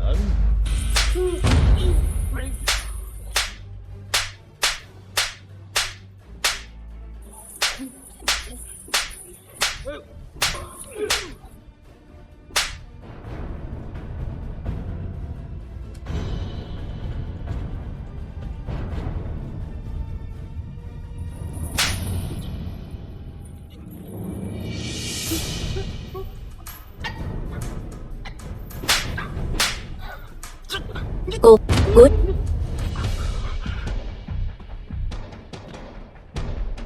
Gì? Xin lỗi. Cô bảo tôi xử lý chuyện này, tôi không xử lý tốt. Không sao, chuyện này vốn không liên quan đến cô. Ngược lại là Lâm Dương, chuyện còn con này mà dám tìm tôi. Gì? Đâu? Trường Vãn Ninh là vợ tôi tìm cho cậu. Vợ của cậu không biết bảo vệ. Gì quên rồi sao? Sư phụ tôi nói không cho tôi tùy tiện ra tay. Lâm Dương, đến lúc nào rồi?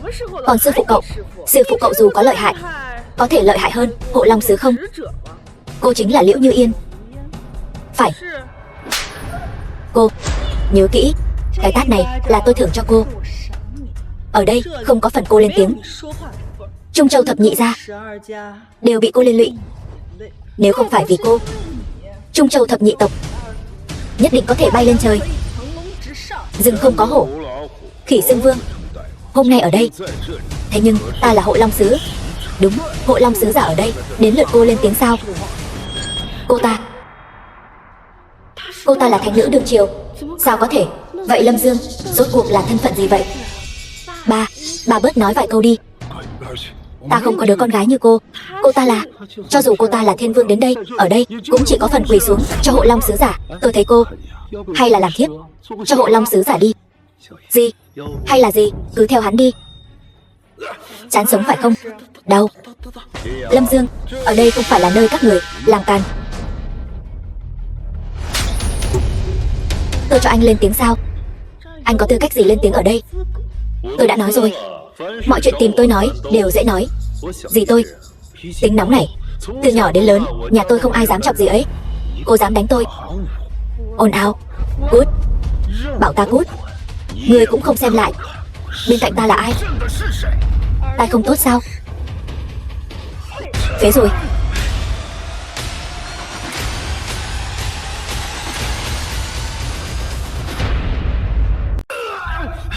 Đồ điên. Lâm Dương, gì của anh?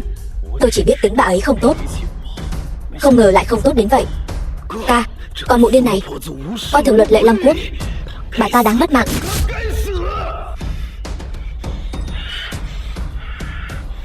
Người vừa rồi bảo ta làm nữ nhân của ai cơ? Tây Môn Chiêu Tuyết, lần này ngươi chơi lớn rồi. Ta khuyên ngươi, tốt nhất bây giờ quỳ xuống cho dì của ta. Dì của ta nếu nghĩ thông, ngươi còn có cơ hội. Ca, tay ta bị người ta cắt rồi, ngươi sẽ giúp ta làm chủ, đúng không? Ngươi điên cuồng thật đấy, muốn ta làm nữ nhân của ngươi. Đại nhân, không biết ta có thể xứng được không đây? Đại nhân sao không nói gì? Đại nhân là chê ta thân hình không tốt sao? Nào, đại nhân sờ thử xem. Ca, bà ta đây là đang coi thường thân phận sứ giả của ngươi, đang khiêu chiến hoàng uy. Ca, ngươi làm gì? Làm gì? Quỳ xuống. Ca, bà ta cắt tay ta rồi. Ngươi bảo ta quỳ xuống cho bà ta. Phải đó, Hộ Long sứ giả, Tây Môn thiếu gia là đệ đệ của ngài. Ở đây có phần ngươi nói chuyện sao? Thưa Hộ Long sứ giả, ta chỉ là quỳ xuống. Tất cả người Liễu gia quỳ xuống, nếu không châu chơi. Tất cả mọi người không nghe thấy sao? Này, Hộ Long sứ giả, làm sao vậy? Xem ra là thật rồi, bà ta quả nhiên là thánh nữ. Nếu các ngươi bây giờ không quỳ, lát nữa cả cơ hội quỳ cũng không có. Hộ Long sứ giả, cho dù Lâm Dương hắn là Long Điện điện chủ, nhưng Long Điện chỉ là một tổ chức dân gian, so với Hoàng Thành chẳng là gì cả. Gì của hắn có thể tính là gì? Hộ Long sứ giả, ngay cả thân phận của ngài cũng không muốn vì chúng ta mà lên tiếng bất bình sao? Hộ Long sứ giả, vì đại sự quốc gia, lo lắng cho thiên hạ. Hộ Long sứ giả, nếu ngài chỉ vì nhìn chúng nữ nhân này mà bắt chúng ta toàn bộ quỳ xuống, điều này tuyệt đối không thể. Đúng, không thể, tuyệt đối không thể. Ngươi có thể thua, có thể mất mạng, nhưng tuyệt đối không thể bị đánh bại. Không thể. Ta khuyên các người tốt nhất đều quỳ xuống. Dì của ta, kể cả sư phụ ta đến, cũng phải nể mặt bà ấy vài phần. Ta khinh Hồ giả hổ uy, ngươi chỉ là đồ nhà quê. Dì của ngươi chỉ là một người đàn bà quê mùa thôi mà. Anh, chuyện này là sao? Chẳng lẽ anh thật sự không giúp tôi nữa sao? Trả thù gì chứ? Bái kiến thánh nữ đại nhân. Cái gì? Cô ta là thánh nữ? Thánh nữ? Không thể nào. Hoàng Thành tuy có 4 vị Hộ Long sứ giả, nhưng thánh nữ chỉ có một. Anh có nhầm lẫn gì không? Cô ta chỉ là đồ nhà quê, sao có thể là thánh nữ? Ta bảo mày quỳ xuống, khấu đầu. Thánh nữ, vừa rồi tiểu đệ có chút ồn ào, tôi đã bảo hắn im lặng rồi. Xin lỗi thánh nữ đại nhân, là ta có mắt như mù. Tham kiến thánh nữ đại nhân. Cô ấy là thánh nữ đại nhân. Thánh nữ đại nhân, là tiểu nữ không biết. Không biết thì không có tội. Không biết, quả thật không có tội. Ta ơn thánh nữ đại nhân minh giám, nhưng ta định tội cho một người, bất kể hắn có tội hay không. Chỉ cần ta không thích thì hắn có tội. Thánh nữ đại nhân, là lỗi của Liễu Như Yên, xin người hãy tha thứ cho tôi. Đạo lý hữu dụng, Long quốc cần nhiều người quản lý như vậy để làm gì? Thánh nữ đại nhân, người đâu? Tát vào mồm. Đừng mà. Thánh nữ, tát cho đến khi nhật nguyệt đồng thiên. Vậy chẳng phải là đánh đến mất mạng? Thánh nữ đại nhân.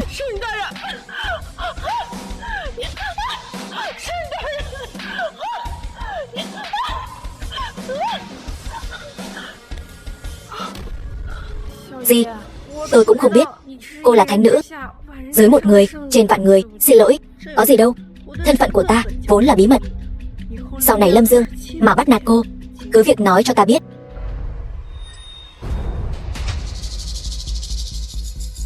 Mười hai thành có được địa vị như ngày hôm nay, có thể quật khởi nhanh chóng như vậy, đều nhờ ân đức của sư phụ Lâm Dương. Năm xưa sơn nhân tự đoạn long mạch, lẽ ra các ngươi phải coi như chân bảo. Từ hôn, sao các ngươi dám làm vậy? Xin thánh nữ tha mạng Trung Châu Lâm Thành, nguyện giao ra toàn bộ tài phú quyền thế, xin thánh nữ đại nhân tha mạng. Trung Châu Tuyên Thành, nguyện giao ra toàn bộ tài phú quyền thế, xin thánh nữ tha mạng. Trung Châu Mão Thành, nguyện giao ra toàn bộ tài phú quyền thế, xin thánh nữ tha mạng. Trung Châu Thiền Thành, nguyện giao ra toàn bộ tài phú quyền thế, xin thánh nữ tha mạng. Trung Châu Thân Thành, nguyện giao ra toàn bộ tài phú, xin thánh nữ tha mạng.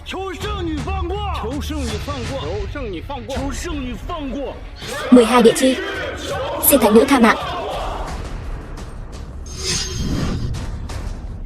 Gì? Thánh nữ đại nhân, ngẩng đầu, dậy đi. Không tệ, tư chất hạng nhất. Ngươi không cần phải xin lỗi. 20 năm trước, sư phụ Lâm Dương đã cứu ngươi và ban cho ngươi cùng Lâm Dương một hôn ước. Các gia tộc khác đều ghen ghét, sợ rằng một ngày nào đó Lâm Dương sẽ cá chép hóa rồng. Còn về Liễu gia, thèm muốn hôn ước này, đã tự ý sửa đổi bát tự. Dì nói gì cơ? Dì nhỏ, dì không đùa chứ? Ta có đùa hay không? Ngươi cứ hỏi lão nhân này là rõ. Thánh nữ đại nhân, nói chí phải. Cha đang nói gì vậy? Người đính hôn với Lâm Dương vốn là Liễu Uyển Du. Là ta. Thấy Liễu Uyển Du là đứa ngốc nên đã đổi bát tự thành của ngươi và nhận nuôi nó. Liễu gia chúng ta tạo nghiệt rồi. Cơ duyên trời ban lại bị ngươi chôn vùi. Thảo nào, huyết kế do sư phụ ta lập, hẳn là không sai được. Thì ra Liễu Như Yên chỉ là kẻ thay thế, còn xúi dục thập nhị gia tộc từ hôn nữa chứ. Liễu Như Yên đều tại ngươi. Nếu không phải ngươi xúi dục, chúng ta sao lại từ hôn? Thì ra ta không phải là người được đính hôn, kẻ mà ta luôn khinh thường. Thân phận của hắn lại cao vời vợi. Thì ra hắn mới là người mà ta không với tới được. Ta bất chấp thiên khiển, không màng cấm kỵ, hại không chỉ mình ta mà còn những người khác.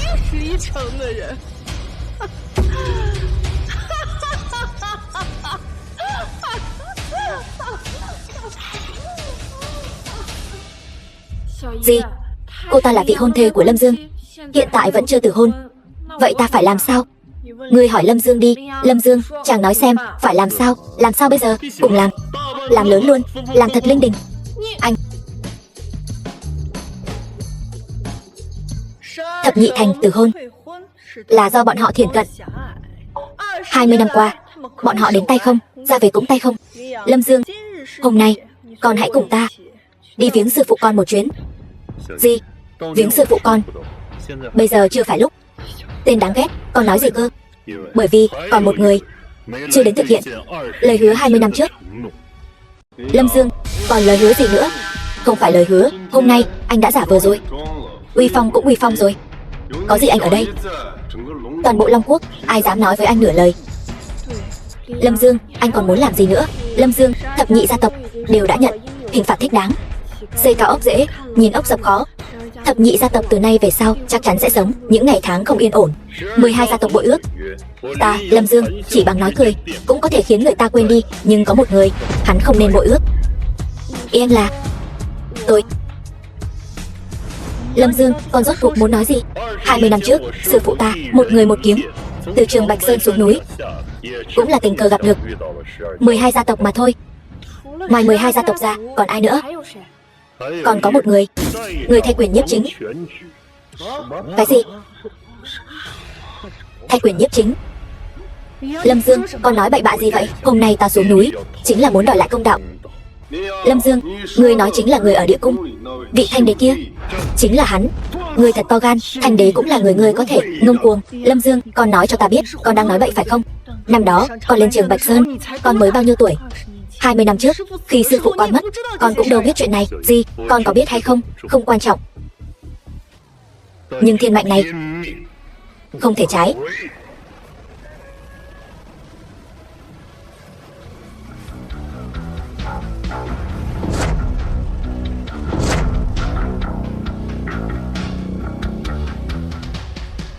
Nhận mạnh trời, phúc thọ vĩnh sương. Hoàng bào gia thân, phản rồi.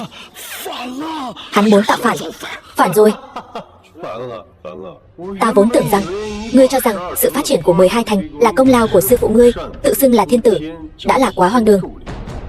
Nhưng ta hoàn toàn không ngờ sự hoang đường của ngươi lại không có giới hạn. Dám tự ý mặc long bào, mưu đồ tạo phản. Lâm Dương, con tuyệt đối không được nói bậy, nếu không dù sư phụ con đã mất cũng sẽ bị con liên lụy.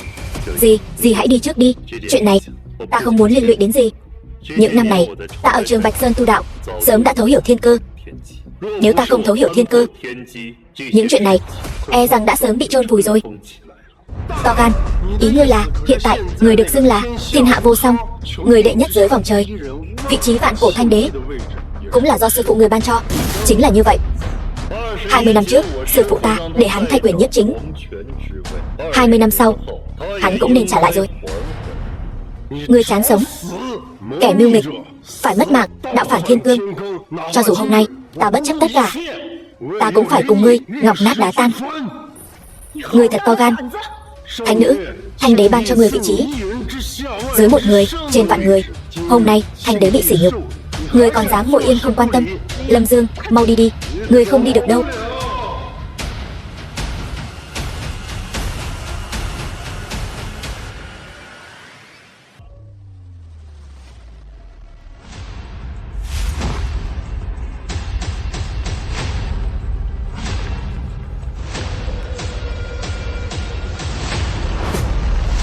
Tham kiến bệ hạ. The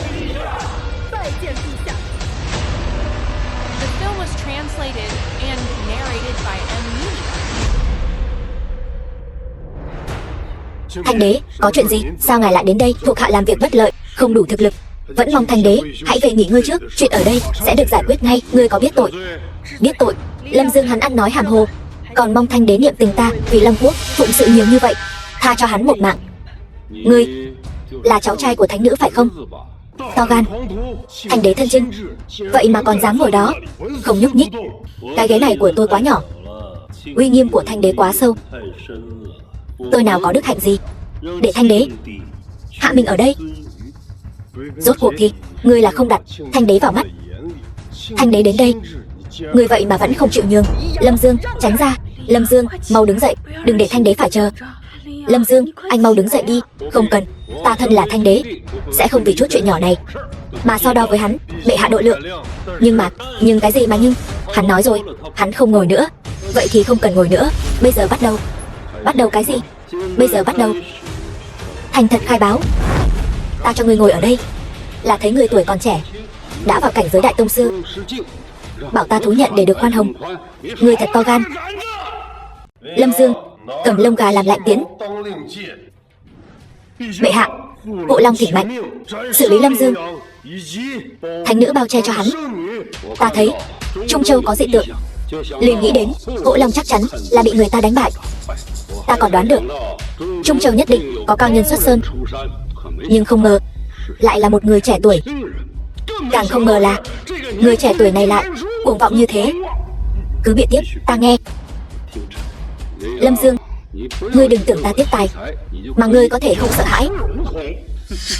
Thật thú vị, cứ bịa tiếp đi. Hộ Long, vâng. Sao, thánh nữ đại nhân, người muốn thay tên loạn thần tặc tử này? Nói chuyện sao? Đạo phản thiên cương, hạ phạm thượng, chính là tội diệt cửu tộc. Vẫn mong thanh đế nhìn vào công lao ta đã bỏ ra cho Long Quốc. Cho phép ta khuyên hắn một chút. Lâm Dương, đứng dậy đi. Gì? Xin miễn thứ cho việc không thể tuân theo cái thân xác này của ta. Hôm nay quá cứng rồi.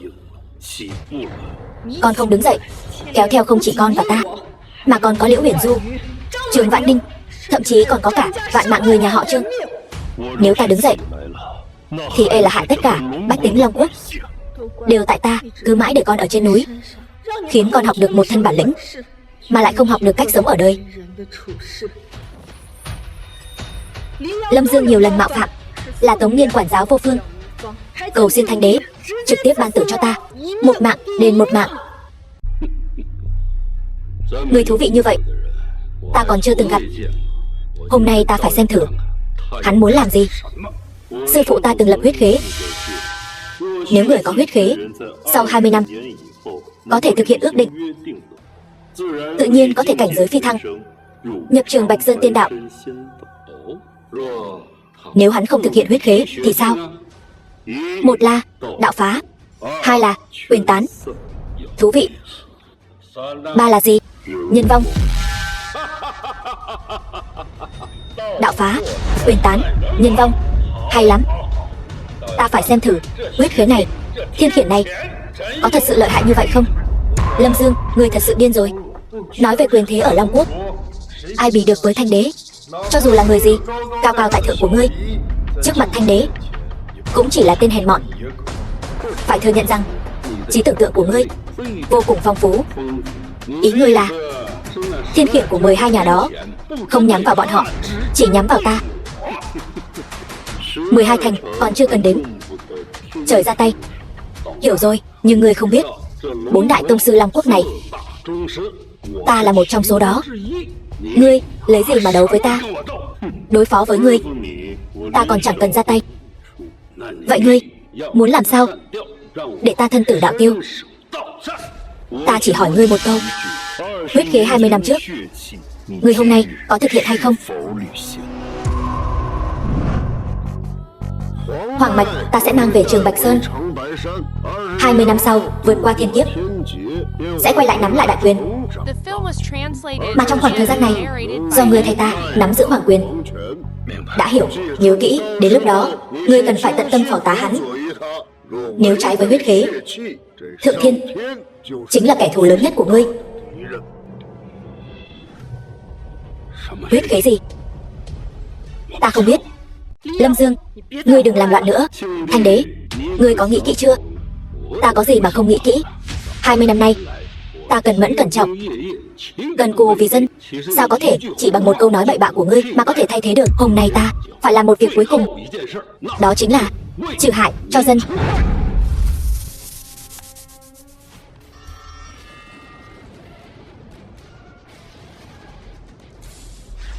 Lâm Dương, con mau đi đi, ta yểm hộ cho con. Sao có thể? Một thân tu vi đứng đầu đại tông sư, vậy mà không thể làm ngươi bị thương chút nào. Không phải ngươi không thể làm ta bị thương chút nào, mà là tu vi của ngươi đã tiêu tán hết rồi. Làm sao có thể? Chẳng lẽ thật sự có thiên khiển? Huyết khế năm xưa sư phụ con lập ra rốt cuộc là cái gì? Một người sắp trầu trời, để hắn ta tạm thời nắm quyền quý thôi. Ngươi láo xược. Tu vi của ta chưa hề tiêu tán. Cho dù tu vi của ta có tiêu tán hết, thì Long Quốc ta vẫn còn 10 vạn tông sư. Chỉ cần ta ra lệnh một tiếng, bọn họ có thể ngũ mã phanh thây ngươi, nghiền nát ngươi thành trăm mảnh. Vậy sao? 20 năm trước ngươi đã tuân thủ huyết khế, cho nên ngươi mới có được quyền khuyên thiên hạ, một tay che trời. Còn bây giờ thì sao? Vi phạm huyết khế, phản bội sư phụ ta, chém đứt thần mạch. Ngươi cứ thử xem, không có thần mạch của sư phụ ta giúp đỡ ngươi, ngươi còn ra cái thể thống gì? Láo xược. Người đâu? Thông báo Long vệ, diệt cỏ tận gốc. Long vệ tới.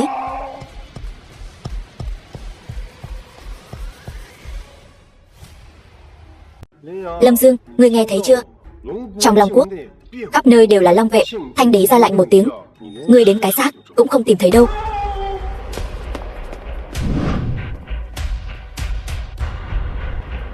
Sao chỉ có một mình ngươi đến? Bẩm Thanh Đế, có việc gấp cần bẩm báo. Có việc gấp gì mà còn quan trọng hơn việc ta tiêu diệt loạn thần tặc tử? Bẩm Thanh Đế, Bắc Cương nguy cấp, 10 vạn chiến thần trấn giữ biên cương đã tử trận. Cái gì? Báo. Thanh Đế, Tây Cương bị phá, nữ tướng quân Lâm Hiểu bị bắt làm tù binh. Cái gì? Bẩm. Bẩm Thanh Đế, Nam Cương bị phá, không một ai sống sót. Cái gì? Bẩm. Lần này có tin tốt chứ? Đông Cương không có chiến sự chứ? Không có chiến sự thì đó là chuyện tốt rồi. Bẩm Thanh Đế, hòn đảo phía đông đột nhiên xảy ra sóng thần, bị nhấn chìm xuống đáy biển rồi. Hoàng triều sụp đổ, đại thế đã mất. Không thể nào. Chuyện này tuyệt đối không thể nào. Ngươi một mình chống lại thiên mệnh, vô số người phải chịu tai ương cùng ngươi. Hôm nay cái chức vị tạm quyền của ngươi chỉ còn là hư danh. 20 năm trước sư phụ ta thật sự là mù mắt, mới nhìn trúng loại người như ngươi. Lâm Dương, Thiên mệnh gì chứ?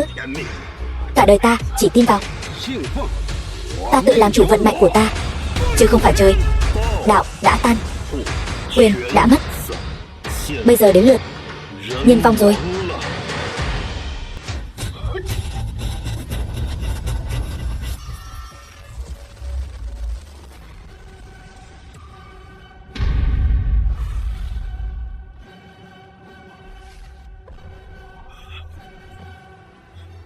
Thanh đế mất rồi. Hoàng thượng băng hà rồi. Thuộc hạ không biết Chân Long dáng thế, nguyện Chân Long tha thứ. Vậy ra con mới là dòng dõi hoàng thành. 20 năm trước sư phụ mang con rời đi là để vượt qua thiên kiếp. Gì? Sự tình cụ thể con cũng không rõ. Vậy chẳng phải là anh muốn thay thế vị trí của Thanh đế? Lâm Dương, tôi biết anh rất lợi hại, nhưng không ngờ ngay cả Thanh đế cũng chỉ thay anh nắm giữ vị trí này. Thiên kiếp sắp đến, ta cần đế quan để vượt qua thiên kiếp, nhưng ngôi vị Thanh đế này không thể một ngày không có chủ.